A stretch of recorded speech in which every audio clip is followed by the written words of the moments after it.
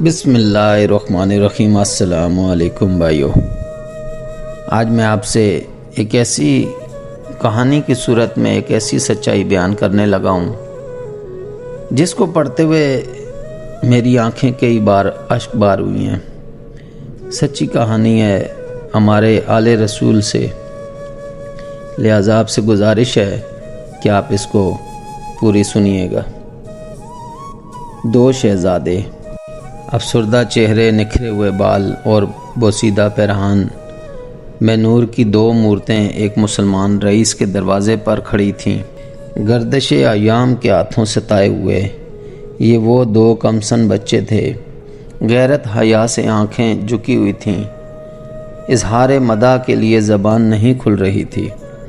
بڑی مشکل سے بڑے بھائی نے یہ الفاظ ادا کیے: کربلا مقتل سے خاندان رسالت کا جو لٹا ہوا قافلہ مدینے کو واپس ہوا تھا، ہم دونوں بھائی اسی قافلے کی نسل سے ہیں۔ وقت کی بات ہے، بچپن ہی میں ہم دونوں یتیم ہو گئے۔ قسمت نے در در کی ٹھوکریں کھلائیں۔ کئی دن ہوئے ایک قافلے کے ساتھ بھٹک کر ہم اس شہر میں آ گئے ہیں۔ کہیں سر چھپانے کی جگہ نہیں، نہ رات بسر کرنے کا ٹھکانہ۔ 3 دن کے فاقوں نے جگر کا خون تک جلا ڈالا ہے۔ خاندانی غیرت کسی کے آگے زبان کھولنے نہیں دیتی۔ اب تکلیف ضبط سے باہر ہو گئی ہے۔ جس ہاشمی رسول کا خون ہماری رگوں میں معزن ہے، ان کے تعلق سے ہمارے حال اظہار پر رحم آ جائے تو ہمیں کچھ سہارا دے دو۔ آج تمہارے لیے سوائے پرخلوص دعاؤں کے ہمارے پاس کچھ نہیں ہے، لیکن قیامت کے دن ہم نانا جان سے تمہاری غم گساری ہمدردیوں کا پورا صلہ دلوائیں گے۔ رئیس نے درمیان میں مداخلت کرتے ہوئے کہا: بس تمہارا مدح میں سمجھ گیا، لیکن اس کا کیا ثبوت ہے کہ تم سید زادے ہو؟ لاؤ کوئی سند پیش کرو۔ آل رسول کا لبادہ اوڑھ کر بھیک مانگنے کا یہ ڈھونگ بہت فرسودہ ہو چکا ہے۔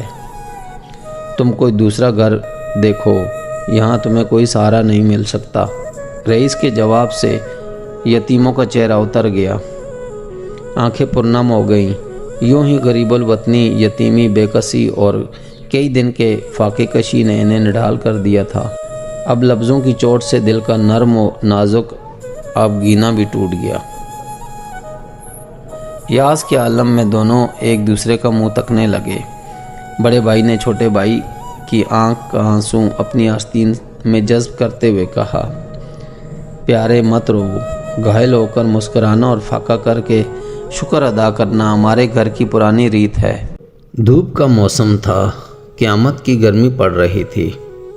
آدمی سے لے کر چرند پرند تک سبھی اپنی پناہ گاہوں میں جا چھپے تھے،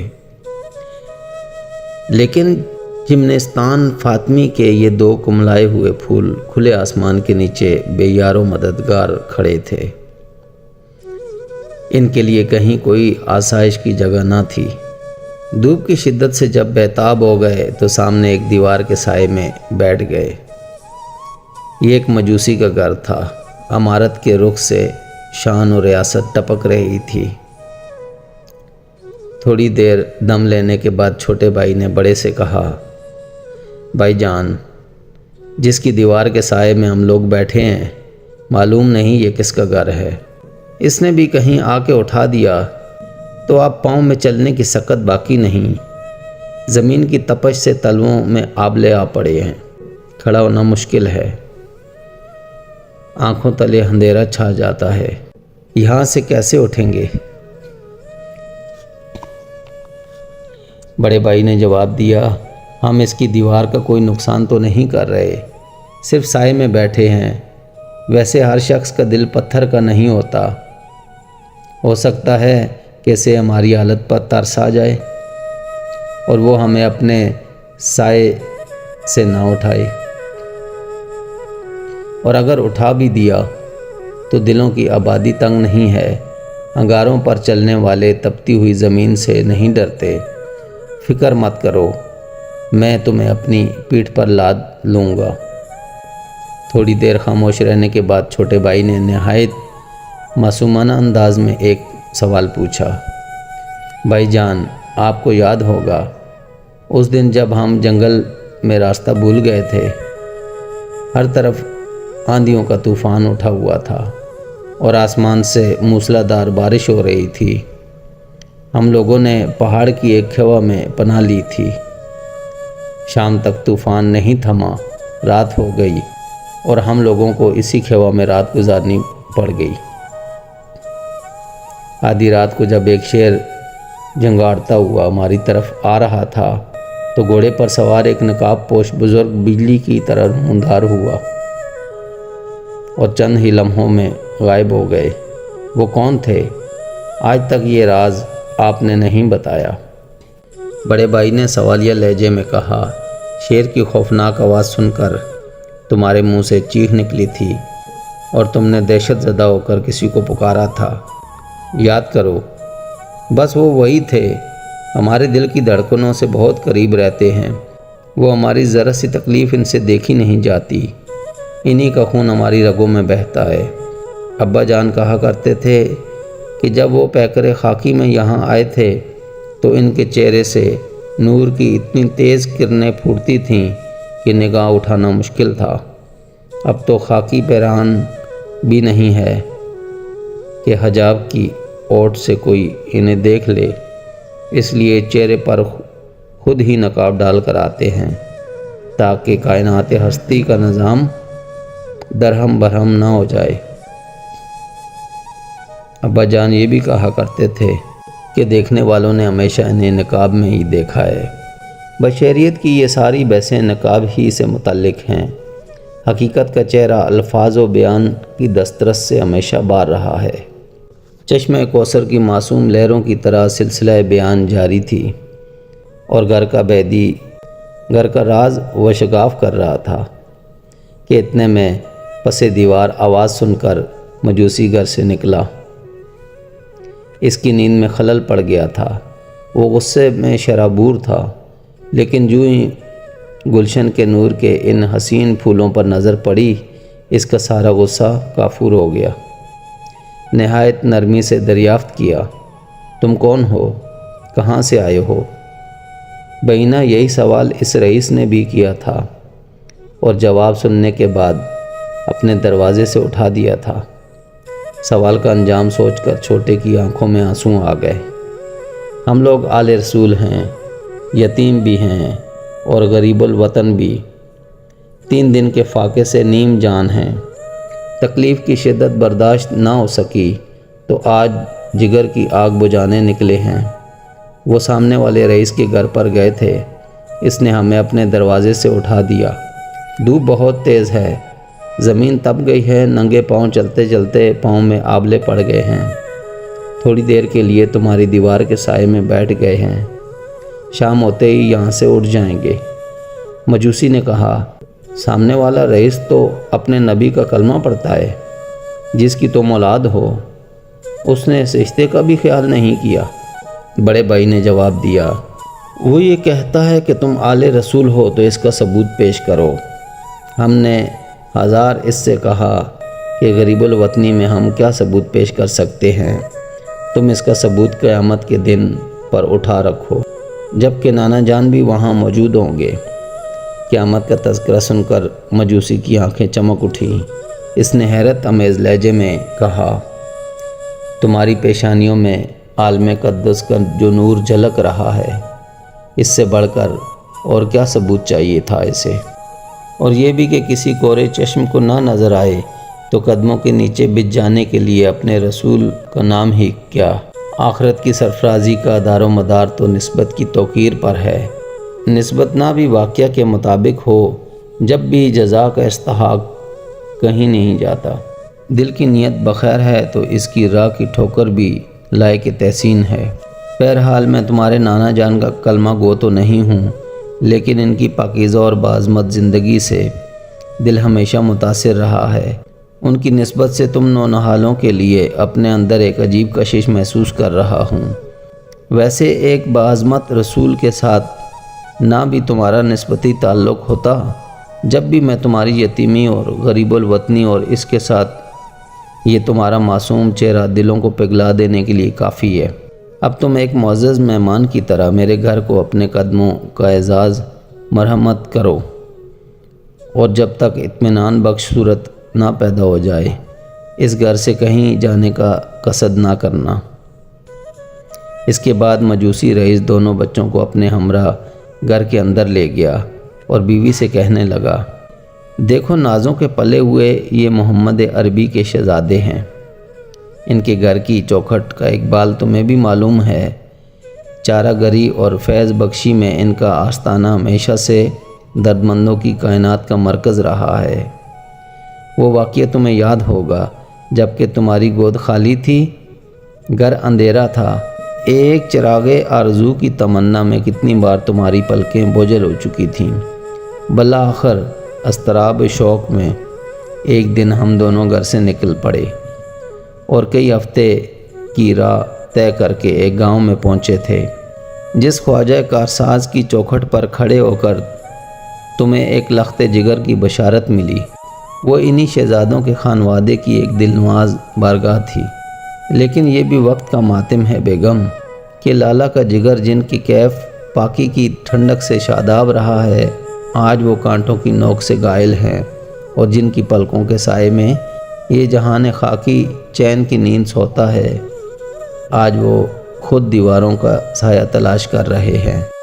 بیگم ان کے بزرگوں کا احسان تمہیں یاد نہ ہو، جب بھی کم از کم اتنا ضرور یاد رکھنا کہ یتیموں کی ناز برداری اور بے سہارا بچوں کی دلجوئی انسانی اخلاق کے بہت ہی دلکش نمونہ ہے۔ مجوسی کی بیوی ایک رفیق القلب عورت تھی۔ ذرا سی دیر میں اس کی ممتا جاگ اٹھی۔ جذبہ بے اختیار میں دونوں بھائیوں کو اپنے قریب بٹھا لیا، سر پر ہاتھ پھیرا، انہیں نہلایا، کپڑے بدلوائے، بالوں پر تیل رکھا، آنکھوں میں سرما لگایا اور بنا سوار کر شوہر کے سامنے لائی۔ فاطمی شہزادوں کی بلائیں لیتے ہوئے اس کے رقت انگیز الفاظ ہمیشہ کے لیے گیتی کے سینے میں جذب ہو گئے۔ ذرا دیکھیے، یہ کالی گھٹاؤں کی طرح کاکل، یہ چاند کی طرح درخشاں پیشانی، یہ نور کی طرح موجوں میں نکھرا ہوا چہرہ، یہ پروئے ہوئے موتیوں کی طرح دانتوں کی قطاریں، یہ پھولوں کی پنکھٹیوں کی طرح پتلے پتلے ہونٹ، یہ گل ریز تبسم، یہ گہر بار تکلم، یہ رحمتوں کا سویرا، یہ سرمگی آنکھیں، یہ معصوم اداؤں کا سرچشمہ۔ سیال سچ بتائیے، کیا یتیموں کی یہی سجدہ جوتی ہے؟ خبردار، آج سے میرے ان جگر کے پاروں کو جو یتیم کہے گا میں اس کا منہ نوچ لوں گی۔ ان کے گھر کا بخشا ہوا ایک چراغ پہلے ہی میرے گھر میں موجود ہے، 2 چراغ اور آ گئے۔ جس گھر میں 3 چراغوں کا نور برستا ہو وہ خاکیوں کا گھر نہیں ہے، وہ ستاروں کی انجمن ہے۔ پیار کی ٹھنڈی چھاؤں میں پہنچ کر کملائے ہوئے پھول پھر تازہ ہو گئے۔ دونوں بھائی سارا غم بھول گئے۔ اب جسم کا بال بال اور خون کا قطرہ قطرہ ان غم گساروں شفیقوں کے لیے دعا کی زبان بن چکا تھا۔ آج مسلمان رئیس کی قسمت کا آفتاب گہن میں آ گیا تھا، وہ بھی جلد سو گیا۔ تھوڑی سی دیر کے بعد گھبرا کر اٹھ بیٹھا اور سر پٹکنے لگا۔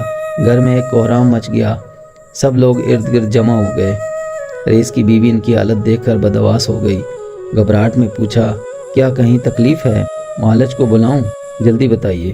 کچھ جواب دینے کے بجائے وہ پاگلوں کی طرح چیخنے لگا، ارے میں لٹ گیا، تباہ ہو گیا، میری مٹی برباد ہو گئی، کلیجہ شک ہوا جا رہا ہے، قیامت کی گھڑی آ گئی، ہر طرف اندھیرا ہے، ہائے میں لٹ گیا، ہائے میں لٹ گیا۔ یہ کہتے کہتے اس پر غشی طاری ہو گئی۔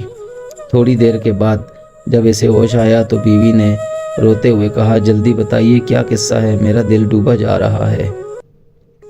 رئیس نے بڑی مشکل سے روتے روتے جواب دیا، ہائے میں لٹ گیا، اپنی تباہی کا قصہ کیا بتاؤں تم سے؟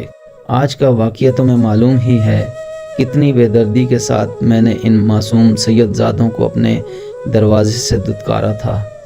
ہائے افسوس، اس وقت میری عقل کو کیا ہو گیا تھا۔ ابھی آنکھ لگتے ہی اس واقعے کے متعلق میں نے ایک نہایت بھیانک اور ہولناک خواب دیکھا ہے۔ میں نے ایک نہایت حسین اور شاداب چمن میں چہل قدمی کر رہا تھا، اتنے میں ایک ہجوم دوڑتا ہوا میرے قریب سے گزرا۔ میں نے لپک کر دریافت کیا، آپ لوگ اتنی تیزی کے ساتھ کہاں جا رہے ہیں؟ ان میں سے ایک شخص نے بتایا کہ باغ فردوس کا دروازہ کھل گیا ہے، اور ایک اعلان کے ذریعے امت محمدی کو داخلے کی عام اجازت دے دی گئی ہے۔ یہ سن کر میں خوشی سے ناچنے لگا اور ہجوم کے ساتھ مل گیا۔ باغ فردوس کا دروازہ کھلا ہوا تھا، ایک ایک کر کے سب لوگ داخل ہو رہے تھے۔ میں بھی آگے بڑھا اور جو ہی دروازے کے قریب پہنچا، جنت کے پاسبان نے مجھے روک دیا۔ میں نے کہا مجھے کیوں روکا جا رہا ہے؟ آخر میں بھی تو سرکار کا امتی ہوں۔ اس نے حقارت آمیز لہجے میں کہا، تم امتی ہو تو اپنے امتی ہونے کا ثبوت دو، سند پیش کرو، اس کے بعد ہی تمہیں جنت میں داخلے کی اجازت مل سکے گی۔ بغیر ثبوت لیے اگر نبی زادوں کو تم اپنے گھر میں پناہ نہیں دے سکتے تو تمہیں بغیر ثبوت کے جنت میں داخلے کی اجازت کیوں کر مل سکتی ہے؟ اب تم سے بات رحم و کرم کی نہیں ہوگی، ضابطے کی ہوگی۔ انجام سے مت گھبراؤ، اس سلسلے کا آغاز تم نے ہی کیا ہے۔ جاؤ محشر کی تپتی ہوئی زمین پر چہل قدمی کرو، یہاں تمہارے لیے کوئی جگہ نہیں۔ جب سے یہ ہولناک خواب دیکھا ہے، انگاروں پر لوٹ رہا ہوں۔ میرے تئیں یہ خواب نہیں ہے، واقعہ ہے۔ مجھے یقین ہے کہ فردائے قیامت میں یہ واقعہ میرے ساتھ پیش آ کر رہے گا۔ ہائے میں سرمدی نعمتوں سے ہمیشہ کے لیے محروم ہو گیا۔ قہر الہی کی زد سے جو مجھے بچا سکتا تھا، اسی کو میں نے آزردہ کر لیا ہے۔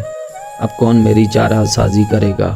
بیوی نے درمیان میں مداخلت کرتے ہوئے کہا، آپ اپنی جان ہلکان مت کیجیے، خدا بڑا غفور و رحیم ہے، اس کے دربار میں روئیے، تڑپیے، فریاد کیجیے، توبہ کا دروازہ بھی کھلا ہوا ہے، وہ آپ کی خطا ضرور معاف کر دے گا۔ آپ کو مایوس نہیں ہونا چاہیے، خدا کی رحمتوں سے نا امید ہونا مسلمان کا نہیں کافروں کا شیوا ہے۔ رئیس نے کراتے ہوئے جواب دیا، تمہاری عقل کہاں مر گئی ہے؟ ہوش کی بات کرو، خدا کا حبیب جب تک آزردہ ہے ہم لاکھ فریاد کریں، رحمت و کرم کا کوئی دروازہ ہم پر نہیں کھل سکتا۔ خدا کی رحمت ہمیشہ اپنے محبوب کا تیور دیکھتی ہے، محبوب کی نظر سے گرنے والا کبھی نہیں اٹھ سکا ہے۔ صد حیف جو ٹوٹے ہوئے دلوں کو جوڑ سکتا ہے، آج اسی کے گھر کا آبگینہ میں نے توڑ دیا۔ وہ یہ بھی اپنی زبان سے کچھ کہے، جب بھی معیشت الہی بہرحال اس کی طرفدار ہے، وہ مجھے ہرگز معاف نہیں کرے گا۔ بیوی کی آواز مدھم پڑ گئی اور اس نے دبے دبے لہجے میں کہا، تو پہلے خدا کے حبیب کو راضی کر لیا جائے۔ ابھی شہزادے شہر سے باہر نہیں گئے ہوں گے، سویرے ہی انہیں تلاش کریں گے اور جس طرح ہو منت و سماجت کر کے منا کر گھر لائیں گے۔ وہ اگر راضی ہو گئے تو انہوں نے آپ کو معاف کر دیا تو خدا کا بھی راضی ہو جائے گا۔ اس کے بعد آسانی سے رحمت یزدانی کی توجہ حاصل کی جا سکتی ہے۔ بیوی کی یہ بات سن کر رئیس کا چہرہ کھل گیا، جیسے نگاہوں کے سامنے امید کی کوئی شمع جل گئی ہو۔ اتنی دیر بعد اب اسے نجات کا ایک معموم سا سہارا نظر آیا تھا۔ آج صبح سے مجوسی کے گھر پر مردوں، عورتوں، بچوں کی بھیڑ لگی ہوئی تھی۔ جذبہ شوق کے عالم میں وہ بے تحاشا گھر کی دولت لٹا رہا تھا۔ سارے شہر میں یہ خبر بجلی کی طرح پھیل گئی تھی کہ خاندان رسالت کے 2 شہزادے اس کے مہمان ہیں۔ مسلمان رئیس اپنی بیوی کے ہمراہ ان کی تلاش میں جو ہی گھر سے نکلا تو مجوسی کے دروازے پر لوگوں کی بھیڑ دیکھ کر حیران رہ گیا۔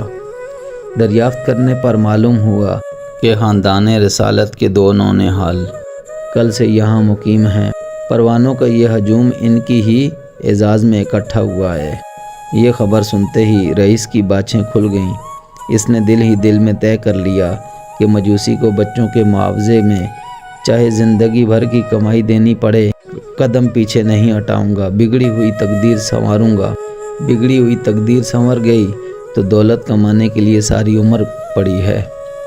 نہایت تیزی کے ساتھ قدم بڑھاتے ہوئے رئیس اور اس کی بیوی دونوں مجوسی کے گھر پہنچے۔ دیکھا تو دونوں شہزادے دولہے کی طرح بن سنور کر بیٹھے ہیں اور مجوسی ان کے سروں سے اشرفیاں اتار کر مجمع کو لٹا رہا ہے۔ رئیس نے آگے بڑھ کر مجوسی سے کہا، مجھے آپ سے ایک نہایت ضروری کام ہے، ایک لمحے کے لیے توجہ فرمائیں۔ مجوسی رئیس کی طرف متوجہ ہو گیا۔ فرمائیے، میرے لائق کیا خدمت ہے؟ رئیس نے اپنی نگاہیں نیچی کرتے ہوئے کہا، یہ 10,000 اشرفیوں کا توڑا ہے، اسے قبول فرمائیے اور یہ دونوں شہزادے میرے حوالے کر دیجئے۔ مجھے حق بھی پہنچتا ہے کہ سب سے پہلے یہ میرے ہی غریب خانے پر تشریف لائے تھے۔ مجوسی نے مسکراتے ہوئے جواب دیا، فردوس کی جو عالی شان عمارت آپ نے دیکھی ہے، جس میں داخل ہونے سے پہلے آپ کو روک دیا گیا، کیا آپ چاہتے ہیں کہ میں 10,000 اشرفیوں میں سے فروخت کروں اور زندگی میں پہلی بار رحمت یزدانی کا جو دروازہ کھلا ہے اپنے اوپر مقفل کر لوں؟ شاید آپ کو معلوم نہیں ہے، جس خواجہ کونین کو آزردہ کر کے آپ نے اپنے اوپر جنت حرام کر لی ہے، رات کو ان کے جلوہ بار تبسم سے ہمارے دلوں کی کائنات روشن ہو چکی ہے۔ اے خوشہ نصیب کہ اب ہمارے گھر میں کفر کی شب دہجور نہیں ہے، ایمان اور اسلام کا سویرا ہو چکا ہے۔ یاد کیجیے خواب کی وہ بات جب آپ جنت کے پاسبان سے کہہ رہے تھے کہ آخر میں بھی تو سرکار کا امتی ہوں، مجھے کیوں روکا جا رہا ہے؟ تو میں اس وقت اپنے چھوٹے سے کنبے کے ساتھ جنت کے صدر دروازے سے گزر رہا تھا۔ مجھے یہ کہنے کی ضرورت پیش نہیں آئی کہ میں بھی سرکار کا امتی ہوں۔ سرکار صلی اللہ علیہ وآلہ وسلم کا امتی کروڑوں کی بھیڑ میں پہچان لیا گیا۔ وہاں زبان کی بات نہیں چلتی، دل کا آئینہ پڑھا جاتا ہے۔ میرے بھائی، ہمارے حال پر سرکار صلی اللہ علیہ وآلہ وسلم کی رحمت و نوازش کہ اس سے بھی زیادہ حیرت انگیز منظر دیکھنا چاہتے ہو تو اپنی اہلیہ کو اندر بھیج دیجئے۔ حضرت سیدہ کی کنیز شکرانے کی نماز ادا کر رہی ہے، غالباً وہ ابھی سجدے میں ہوگی۔ سر اٹھانے کے بعد ذرا اس کی دھمکتی ہوئی پیشانی کا نظارہ کر لیں۔ عالم خواب میں جس حصے پر سیدہ نے اپنا دست شفقت رکھ دیا تھا، وہاں اب تک چراغ جل رہا ہے، کرن پھوٹ رہی ہے اور در و دیوار سے نور برس رہا ہے۔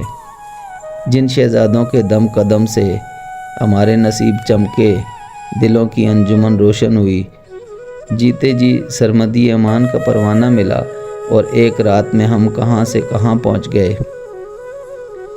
آپ انہیں 10,000 اشرفیوں میں خریدنا چاہتے ہیں، حالانکہ صبح سے اب تک میں 10,000 اشرفیاں صرف ان کے اوپر سے نثار کر چکا ہوں۔